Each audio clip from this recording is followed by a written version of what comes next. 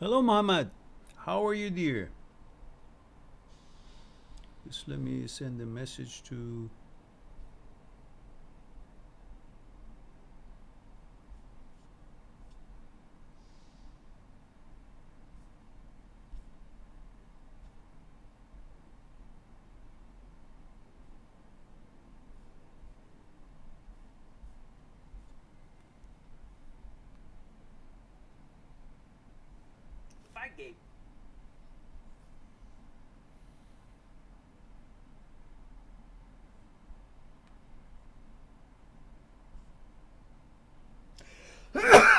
Excuse me.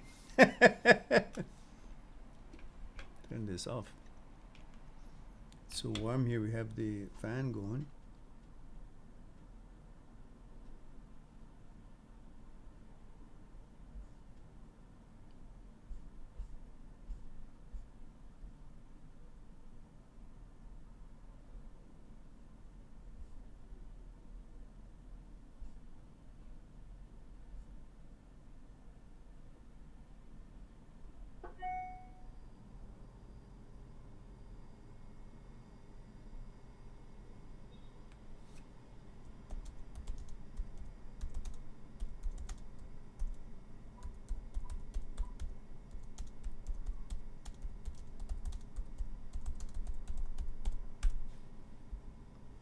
Okay.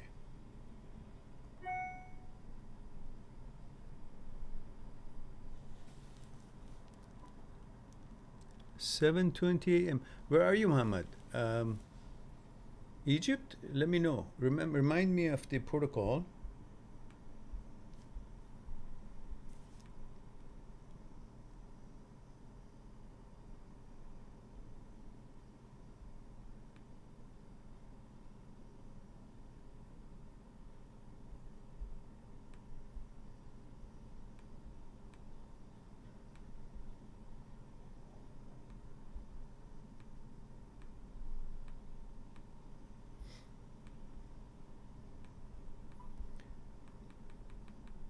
Aha.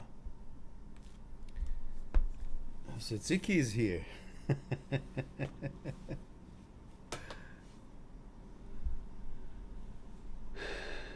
It says, hi dear Mehran, I hope you're well. 26 male Sweden. I constantly dream about my ex from 2 years back.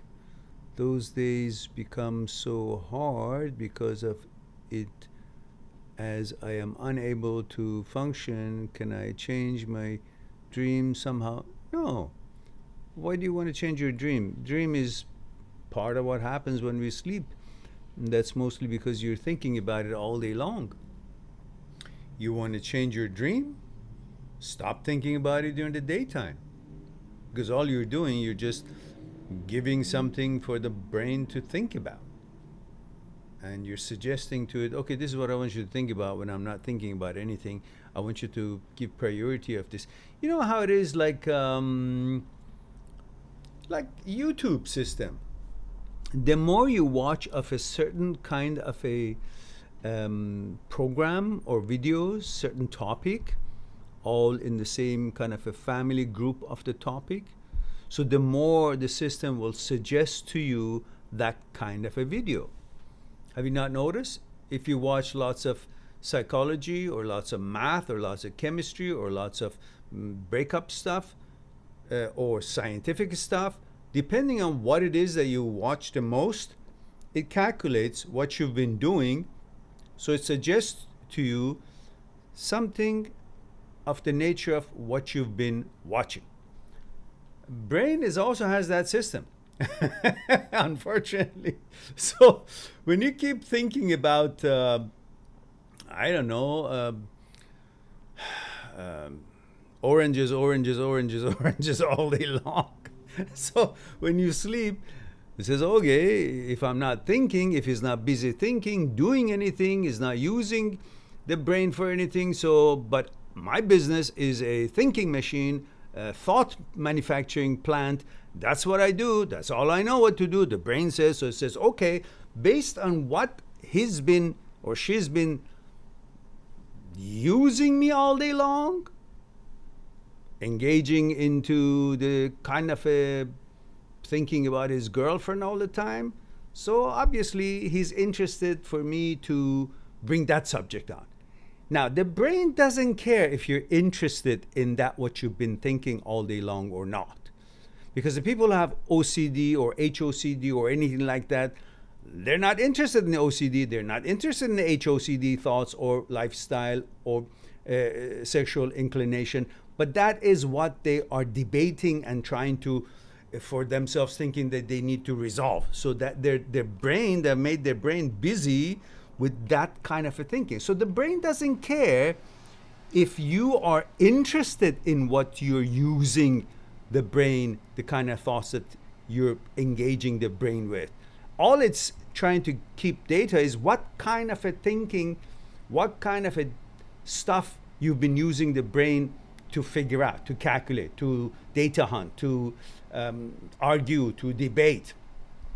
So when you're not busy using the brain for any kind of a module, any kind of a program, any kind of a calculation, any kind of a pondering, it says, okay, he's not using me, but my job is to keep thinking. Doesn't matter, 24/7. I gotta be thinking. I'm like a heartbeat. I gotta be doing things. So what do I do in order to engage him to talk to me or to make me feel I'm alive, to give attention to me, to, consider what I'm doing, make me feel important, thought things, all that shit. And then says, oh, all day long he's been thinking about this shit. So I'm gonna make him dream about that, or I'm gonna constantly be thinking about that even if he's not sleeping, because that seems to be what he wants to do. And he doesn't know you're not interested in that. You're just trying to deal with something. Therefore, that is why it's so important. If you're dealing with OCD or HOCD or any kind of a subset of OCD or any kind of intrusive thoughts whatsoever, do not pay attention to the ideas and suggestions and thoughts that pops up in your head about that subject. Just notice what it is, but focus on what it is that you're supposed to be dealing with during the day, your daily life, normal daily life. Whatever it is, being with your girlfriend, having sex, or having sports, or doing your math, or whatever it is, your job, keep doing that. Notice the intrusive thought, but don't engage in debating or proving or doubting or doing anything about it to prove that, oh, I'm not interested in you, you're bullshit here. You should know it's bullshit. You don't need to prove it to any entity, including the thoughts that have popped up. Do not take the popping thoughts as some entity that has an existence that is serious for you to prove to it anything. It's got no substance, it's got no existence, it's got no life. But by you engaging in debating with it, you're actually giving it a kind of attention that makes it look like it's alive, so to speak. If it was a movie, that's how it would look like. So ignore it, notice it, recognize that it's intrusive thoughts, say, oh, okay, shit. You keep focusing on what you're doing. But you've noticed it, you've taken notice of it, that is there, but you purposely then dissed it and not engaged in debating with it.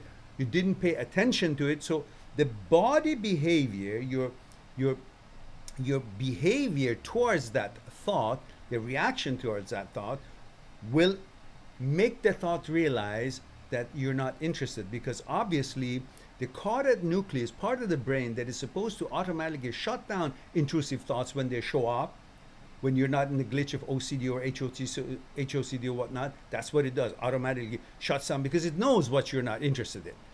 But at that time, it's not working well, so there's a malfunction in the signaling system to get the signal that, hey, I'm not interested in this sort of thinking, these sort of thoughts, and get that back to frontal cortex and done with the series of thoughts that had popped up. Because that signaling system has malfunctioned and it's not getting that, doing its job right, your behavior, your reaction towards these thoughts, these pop-up thoughts, intrusive thoughts, will rewire your brain to understand that I'm not interested in these thoughts. Even though you're not getting the automatic signals that's supposed to come to you because it knows about my values and what I am and so on, my gender, my interests and all that, automatically supposed to inform me that I'm not interested, so you'll do your job and shut it down. But because you're not working, your electronic system and you're malfunctioning, I'm going to show you by my behavior of not engaging you in debates or discussion or proving to you anything about the thought that has shown up.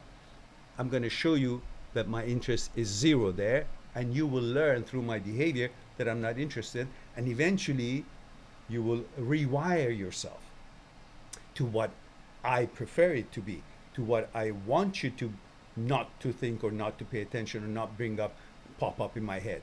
And that's called neuroplasticity, which is, that's what we do all day long. You know, look, you condition your brain for certain things. You play piano a lot, you become really good at playing piano. You stop practicing it, you practice guitar.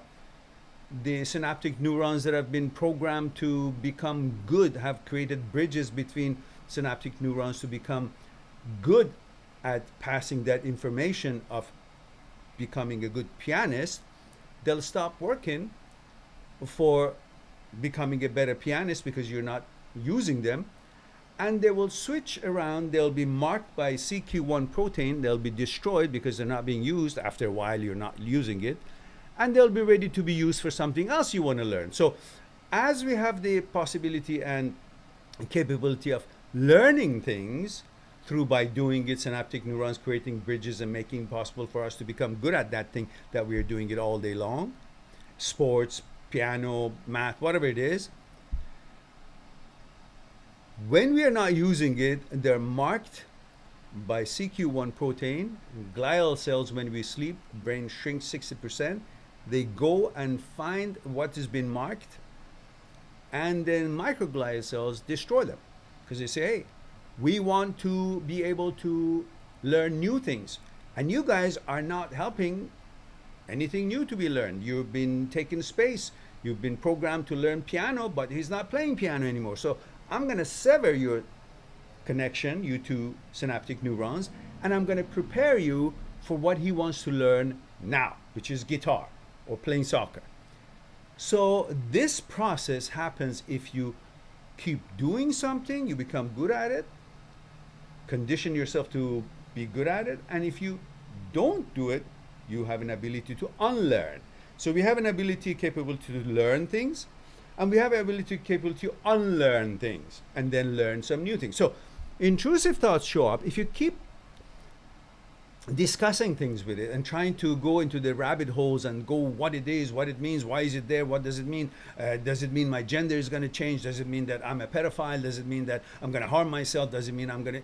All that shit that is just all irrelevant, doesn't matter what the topic is, all bullshit. But that's what the brain, the malfunction of the brain is consist of. When that happens, if you simply keep entertaining it, then you become good at entertaining it. So constantly when it pops up, you try to go and, follow its lead and play that game that the thought wants to play to look like that it's important. But when you don't allow this kind of engagement take place, you disregard it, it's like you have no interest. Like you pass by the tennis court, you're not interested to learn tennis, you pass by. But you go into the court, start playing, you improve, you become maybe better in playing tennis. So if you ignore these sort of thoughts by recognizing they're there and knowing that you're not interested and move on to do whatever it is that you're doing, it's like you just passed by whatever it was going on because you were not interested. Then you will unlearn this ability of paying attention to these intrusive thoughts, and eventually they will disappear because they will learn that even though the signaling system is not working well, but your behavior and your lack of attention towards these pop-up intrusive thoughts teaches them, conditions the brain that you're not interested, you should not be showing up so much. And that is the neuroplasticity. That's the power that you have to use that and free yourself from all these nonsense that you think you have to deal with. You don't have to deal with any of them. None of them. So, I don't know where I was going with that, but I'm here. If you didn't ask for it, you got it anyhow. So use these powers and free yourself from mind. Always understand there is a separation between you, the me, and a thought. You're not the thought. Thoughts are not you. You're not the brain. Brain is not you. So when you understand this, hallelujah. Look, consider yourself a locomotive train. It's got the engine, it's got the direction, it's at the head of the whole thing, and it's leading the way. Now, that locomotive's got hundreds of other compartments hanging on its tail and is being pulled by its power. Now, it's just pulling the compartments, but it doesn't know who got on it.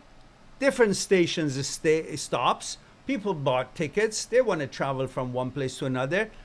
Some compartments are lions. Some compartments are dinosaurs. Some compartments are crocodile. Some compartments are worms. Some compartments are whatever, whoever. Some compartments are from Japan. Some from China. Some from Iran. Some from Russia. Some from France, Germany, wherever. And there are different kind of people. Some are women and children. Some are men and children. Some are women and men. Some are men. Different kind of people. And different kind of genders. Some are heterosexual. Some are homosexual. Some are trans. Whatever they are, they've gotten on this train. But the locomotive did not choose any of them. Locomotive is only wants to get itself from point A to point B, but happens to have the capacity of all kinds of other things can travel with it. But it's got nothing to do with them. It doesn't even. But so just because there's one compartment has lions in, that doesn't make the locomotive lion. It's carrying lions. If one compartment are Japanese, that doesn't mean the locomotive is Japanese. It just happens to be that kind of a passenger. If one compartment is heterosexuals, homosexuals, transgender, whatever that compartment is, that doesn't represent what that locomotive is. Locomotive knows what it is. If the locomotive driver is a heterosexual, then doesn't matter what kind of people or lifestyle or species are in or genders are in the compartments that are being pulled by the locomotive. That doesn't mean they represent the interests of the locomotive driver. It's just doing its job. But there are lots of people that can be on those compartments of the train. The same thing when intrusive thoughts come in. Look, you got a brain and you know who you are. Whatever your gender is, we're talking about heterosexual and HOCD right this moment. So in that case, you're heterosexual, you have a brain, and the brain's job is to make thoughts. Like the locomotive that has lots of compartments, it's got different things in each compartment. The brain has the capability of making all kinds of, whatever thought is possible. You happen to have some kind of a information through the media or have been, living in this world, so you know what's going on. Thought knows about it, brain knows about it, and can make thoughts. That's what its job. So it makes thoughts. Like the locomotive having lots of compartments, in each compartment could be anything, but it's got nothing to do with the locomotive driver. So it's got nothing to do with who you are. If intrusive thoughts of homosexuality shows up, that doesn't mean you're homosexual. That doesn't mean you should prove that you're not. Look, all years long, this pepper has been used by you to put on your food, and you know it's pepper. You've used it, you've tasted it, you know it's pepper. One day your brain doubts it, because brain is a doubting, is a doubting entity. It doubts everything. That's what it is. OCD is doubting disease, and brain of everybody doubts. We doubt in order to keep secure and safe. That's one of the things that the brain does, is equipped, programmed to doubt. So it doubts everything. So one day, and sometimes goes haywires, doubts about who you are, your sexuality, your job, if you like this or that. See, one day, this pepper that you've been using for years on your food, on your eggs, on whatever it is that you like, and you know how it tastes, one day you question, is it pepper or not pepper? Now you're going to go try to prove, oh, it's pepper because it's black, or because it's this, because it's not salt because salt is white. But the question is not if it's a pepper or not pepper. The question is that you're doubting the fact that this is pepper. The question is not that it has changed from being pepper all these years and you've used it and you know it and you've tasted it and you know it's been pepper. It's always been here. It is pepper. That's how it looks like.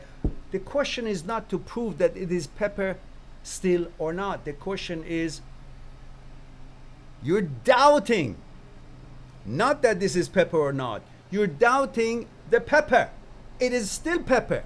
The change here is not in the pepper. The change is in your brain doubting what this has always been. Same thing with intrusive thoughts.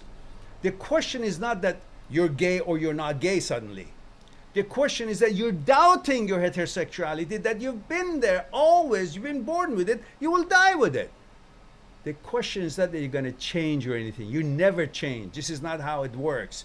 Your gender will never change. If you've been born homosexual, you're homosexual. Enjoy it. Enjoy your life. If you're born heterosexual, you're heterosexual. Enjoy your life. You're not going to change because your thought starts doubting something. If that was the case, well, I would start doubting lots of things that's gone wrong in my life, or maybe I'd start thinking about that I've got so much money in the bank. It should happen because my thought makes things happen. No? Same thing here. You start doubting yourself. You start doubting the pepper. It doesn't change the pepper. It doesn't change you. The question is that you're doubting, not that the pepper is no longer pepper. You got to now prove that it is pepper. The question is that you're doubting your sexuality, your heterosexuality, not that you've changed from heterosexual to something else or it's possible for you to change. That's not the question. You've always been that. You've always been there. The question is you're doubting. And doubting is something that the brain does. We have doubting disease, all of us. Brain has the capability and its mandate is to doubt everything in order to protect you. That's what it does. So, on that note, you should be aware of this, that the locomotive doesn't change regardless of what is carrying. The pepper doesn't change just because you're doubting it. Your heterosexuality doesn't change because suddenly you've got things pop up in your head and you're thinking, oh, that means something. It means nothing because thoughts are not you. You're not thoughts. You're not the brain. Brain is not you. On that note, go by your life, live your life, enjoy your life, and don't be so weak-minded to be moved around by a thought popping up. Thought has no actuality. It's not existence. Has no existence. So treat it like that. All right, we go on with. Let's see. We invited a woman from, I believe, India, who has been trying to, she's been saying that she has a very challenging situation and she wanted to talk, and I said we have live stream, and she was very anxious, so I opened this live stream for her to join us, but she hasn't joined us. So I wonder what else I can do. I can only do this. So I've done my best. Even this was not a scheduled live stream, but I just purposely did it in order to accommodate this. Oh, there is. Priyanka is here. Oh, there you go. There you go. There you go. You're here. You made it. Good for you. Good for you. So I'll get to you as soon as I go through the sequence of the questions. And so that was your answer, Tzatziki or Zedkil. I hope that would be helpful to you. And so we started it with Zedkil's question. And Muhammad says, male 19, Saudi Arabia. Hello, Muhammad. And Muhammad says, as the saying says, you are the observer. I never heard that because yeah, okay. And Priyanka says, hello sir, I am Priyanka from India. Hello dear, good to see you. You can go ahead and put in your question. I purposely opened this unscheduled live stream so I can see if I can help you. You seem to be quite anxious. All right. Muhammad says, do you agree on allowing ourselves to fully feel the bad shit that we go through or deal with, or just ignore them and distract ourselves. You don't have to distract yourself. When you want to pass through an intersection or something that is uncomfortable for you, or unsafe for you, or dangerous to you, whatever it may be, if it's a zone that is a war zone, or if it's a zone that you think there are dangers there, lots of potholes, or maybe they're not safe to travel, or maybe they're slippery, what do? Distract yourself? No, you take notice of the situation. It's slippery, it's a war zone, there's got lots of snakes coming there, lots of the type of people you don't want to associate with are there. You got to be careful. So you take notice of the environment like a ninja. Ninja takes notice of the environment the moment enters anywhere, because wants to know what environment is it that he is in. Having noticed it, then he modifies and becomes aware of it, but then continues his mission, continues whatever he's there to accomplish. Not that be distracted by what's going on. No, takes notice so he can protect himself by having noticed the environment, and then he continues what he's there to accomplish. You want to cross the street? Lots of cars going on. So you take notice this is an intersection, lots of cars going on. So you're focusing on how to negotiate to go, because you're focusing on getting the other side, because that's what you're on that intersection to do, to pass through, to go about your business.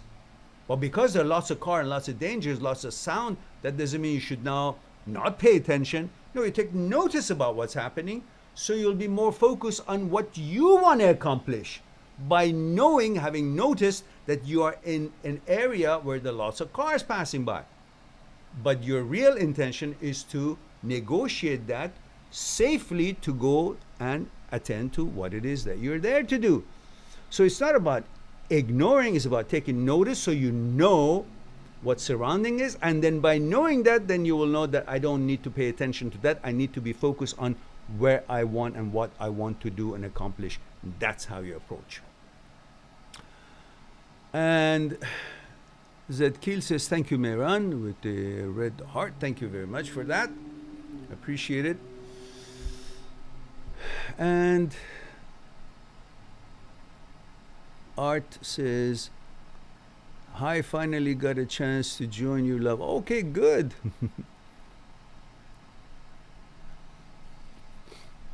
Yeah. That's the worrying. That's part of the worrying. Art says, I'm worried about my brain will not rewire, and that will prove that I'm really no.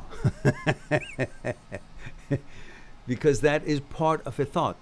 The thought started you off on this weird journey, and the thought is trying to counter anything you thought, which means you have a doubting disease. Your mind, your brain is in the glitch of doubting. It doesn't matter what it is, it's going to doubt it because it suggested it. Whatever it suggests, it doesn't doubt, but whatever that is not what it has suggested, it's going to doubt, because that's the glitch is into the brain. So you need to know this hand. The jig is up.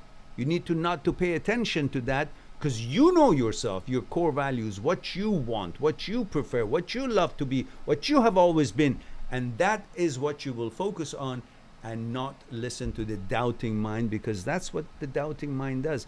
When it doesn't have any information. Have you seen people who always argue that, no, you're not right, no, you're making a mistake? Because they don't have any knowledge about what it is that you guys are talking about. All they can say in order to win a point, or maybe look like they're important or they know something, is to doubt what you're saying. So you constantly doubt, they constantly doubt you to make themselves look like they know something. Same thing with the dumb brain. Keeps doubting whatever it is that you know it's right, so they can look like that they know more about you than you know about you. That is not right. You're not the brain. Brain is not you. You always know more about yourself than the brain does. So you ignore these doubting things, and then the thought that comes and doubts the thought that has been there, and that it's a doubting disease. Is going to doubt anything that you want, is going to doubt that and try to prove to you that it's not, because brain seems to be alive. And how do we do that? It's trying to make you like you don't know anything, but it does. In fact, it doesn't even exist. So don't fall for that. All right.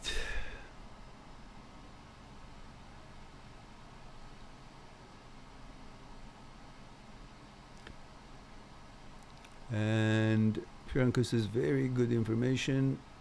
You are very good, sir. Very good information. Thank you. You're quite welcome, dear.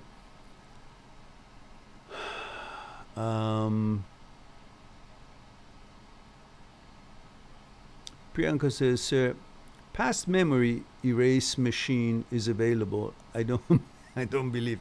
Yeah, you don't believe because you think it's supposed to be a button that you push. Okay, a button here, push, and then forget. No, that's not how it works. It works exactly the way that it works that you become good at something. How come you believe that you can become good at something and remembering what you become good at, but before you learned it and remember something that you learned very good, before that, did you know this? No, you didn't. You didn't have that knowledge or the memory of that what you became good at, which means this was added to your memory somehow, which we have discussed it in the How to Delete Your Memory. Now, the reverse of it also works.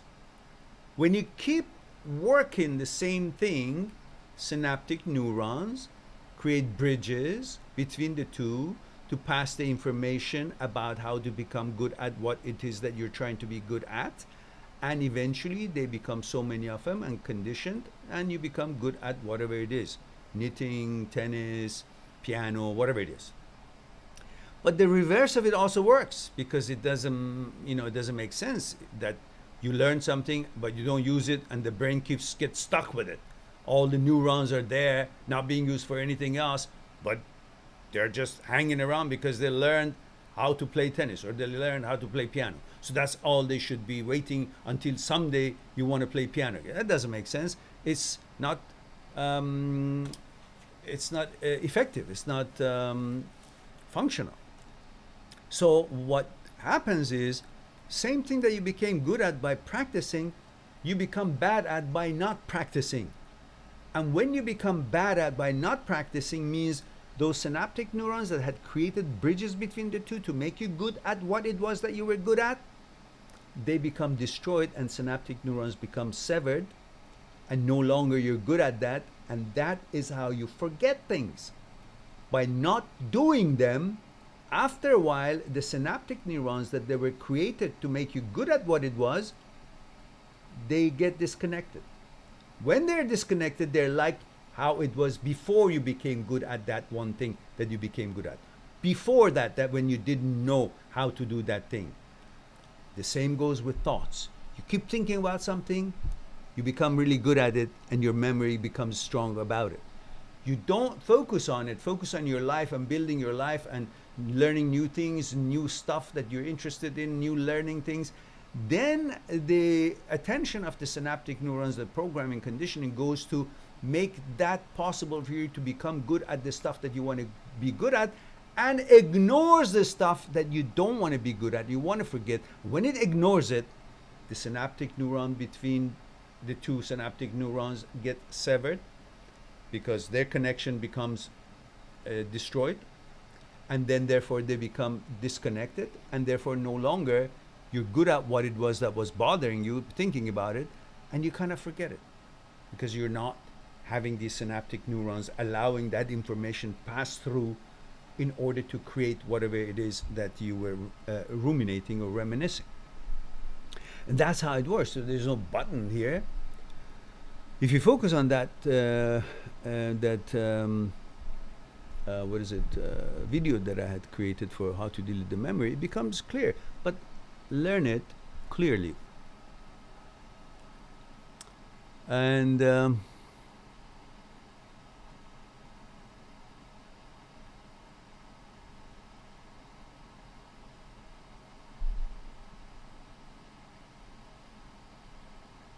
good, Priyanka. Good. Good for you. And Deep Diver says, what intelligent question and observation. Oh, you're talking to Muhammad. Okay. All right.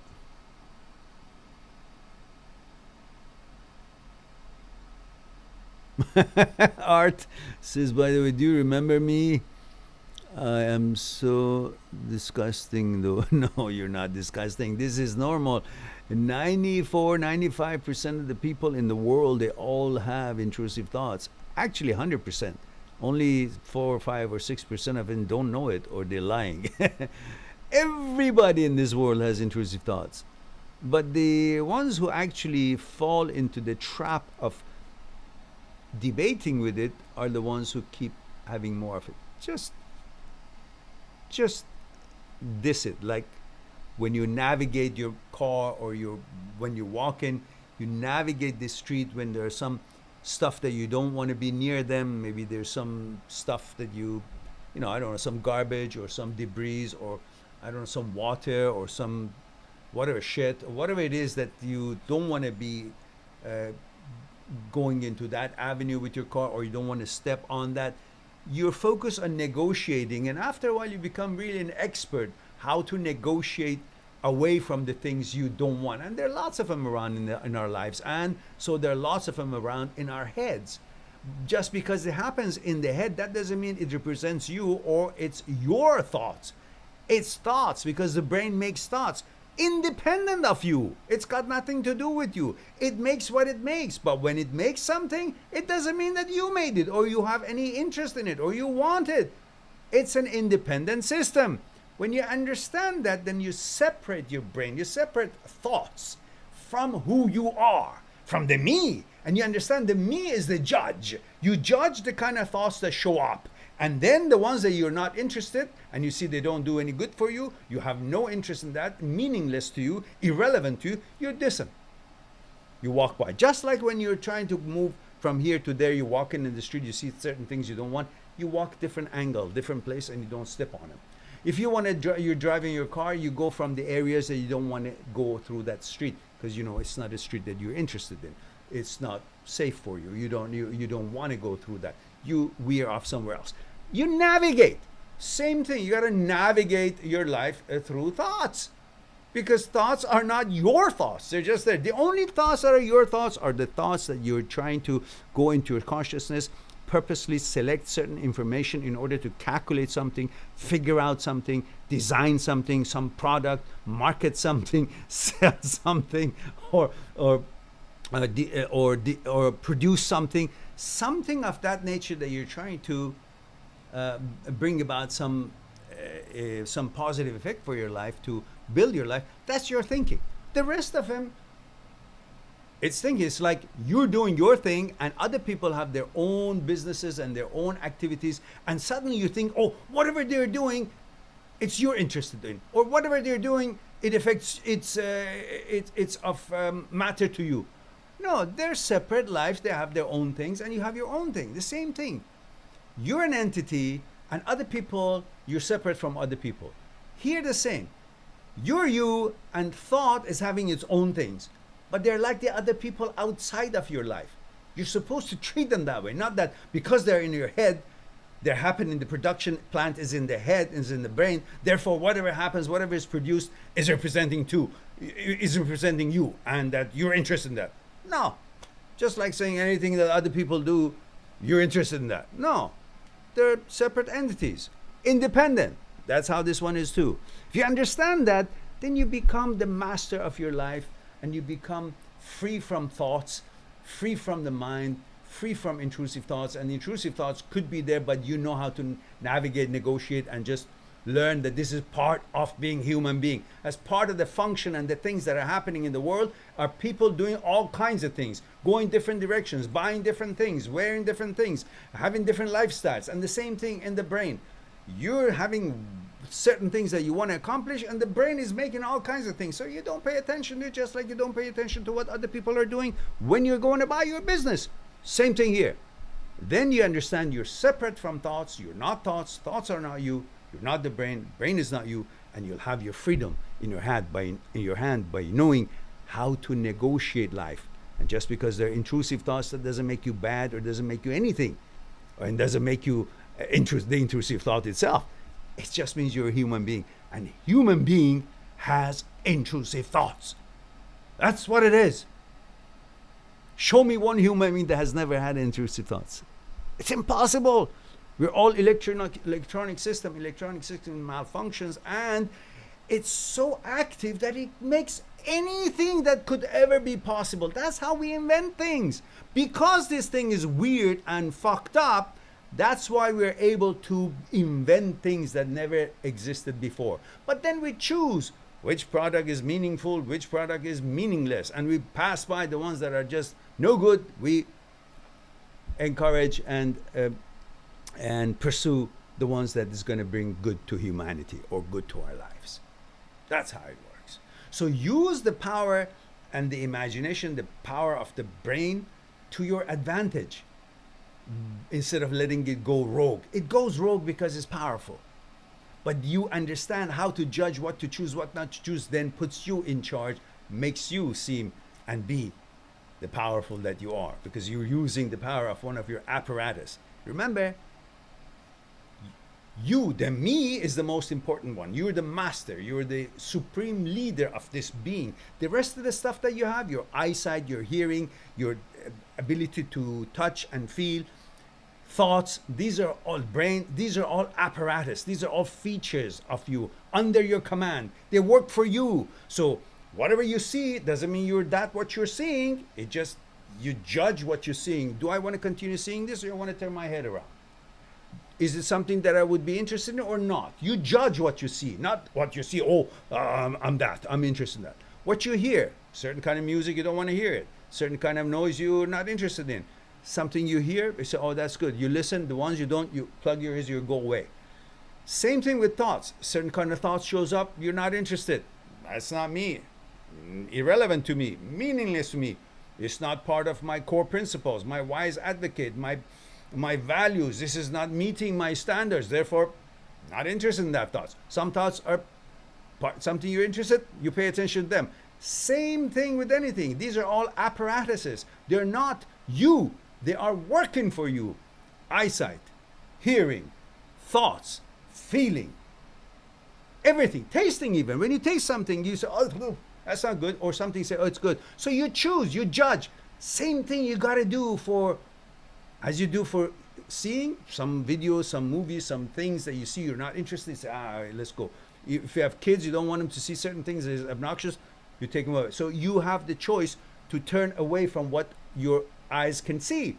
What you hear, also words, meanings, discussions that is not appropriate for the children or for yourself, or music that the tone of it is not good, is bothersome, you control it and you choose, should I hear it or not? Same thing with thoughts. Same thing with taste. That doesn't taste good. Just because I cooked it, just because somebody cooked it, just because it's on the table, doesn't mean I want to eat it. I don't want it. Now, seeing it, I'm not interested in that scene, or I'm not interested in that hearing, that topic, that music, that conversation, or that thought, I'm not interested in that. Same thing with everything. You're the boss. You're the master. You choose. And that's what you should always remember.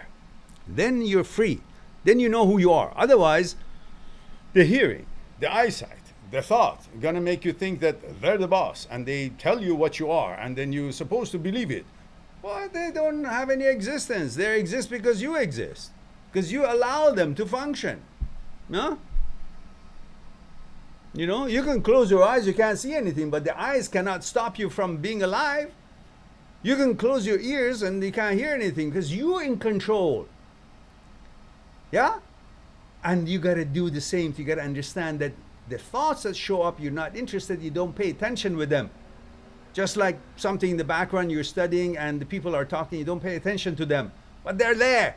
Doesn't mean they're there, you're interested in what they're talking about. You're interested in what you're doing. Same thing. Thoughts show up. You're not interested in it. You know it is not. Therefore, you go about your business and let it be in the background. Who cares? Don't be fooled thinking thoughts is you and your thoughts. You're not thoughts. Thoughts are not you. You're not the brain. Brain is not you. You're you. You're the me. You're the boss. Judge all the time, everything. All right. All right, guys. Let's see.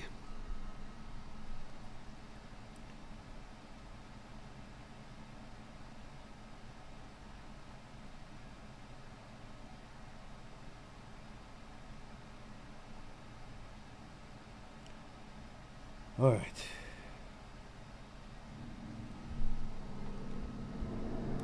Let's see, where are we?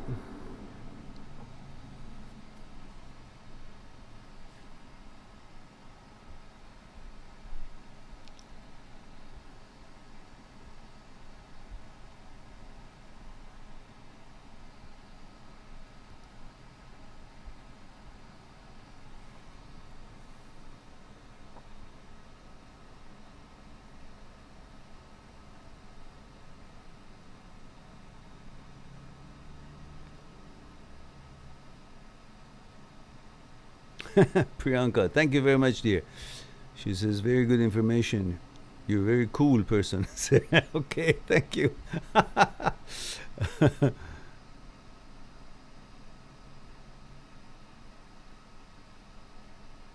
And Art says, with the knowledge I gained with you and other YouTubers, I'm helping people. Very good. Good for you. Good for you, Art. Good.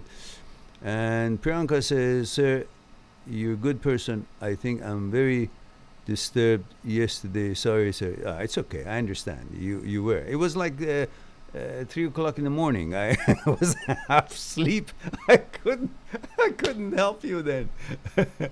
Okay.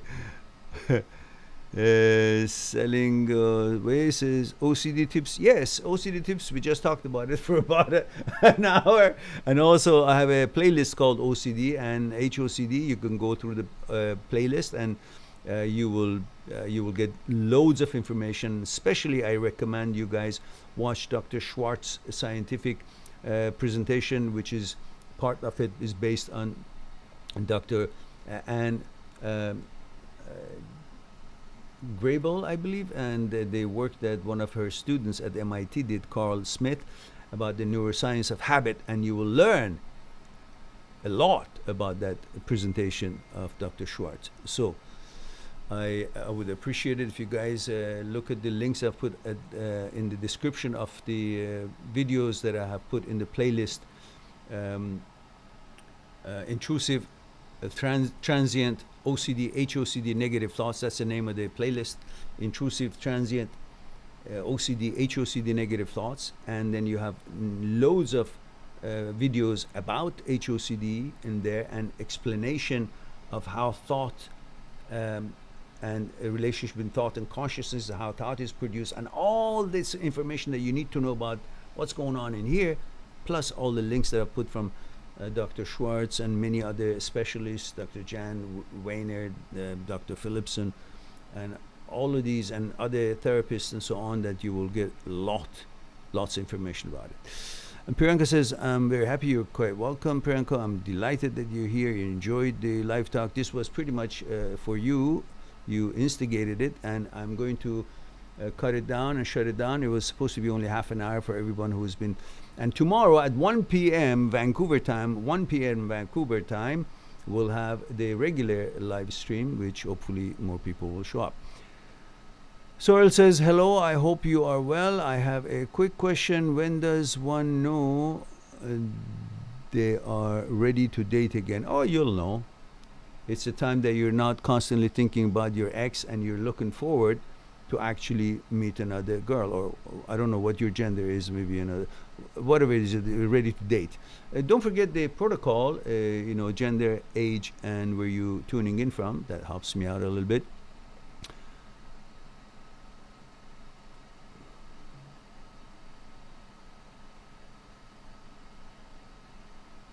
All right. Okay, you're quite welcome. Now, guys, it's time for me to say I love you all. Thank you very much for being here. Give me the opportunity to share a thing or two with you. I look forward to talk to you again. Be good to yourself and to the others, and I'll talk to you soon. In this case, tomorrow, 1 p.m. Vancouver time. Bye for now.